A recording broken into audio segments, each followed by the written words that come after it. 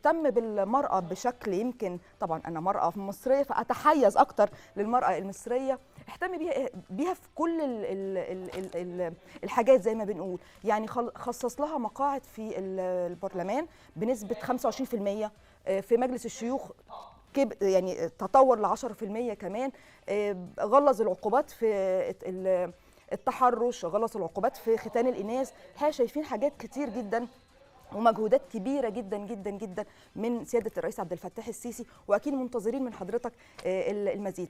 كل الشكر والتحية والتقدير ويعني الإجلال لسيادة الرئيس عبد الفتاح السيسي، وكل سنة وكل ست مصرية بخير يا رب. طبعا انت في قمه سعادتك طبعا دلوقتي، سعيده، قمه سعادتك على الاخر معروفة. بقى، طبعا مع احترامي للمراه ومع احترامي لكل الكلام ده، انا بكلمك بقى بشكل شخصي. يعني طبعا انت سياده الرئيس بيهنينا بنفسه، هتزغرطي عيد المراه يا هتزغرطي، يعني عيلنا زغروطه بقى.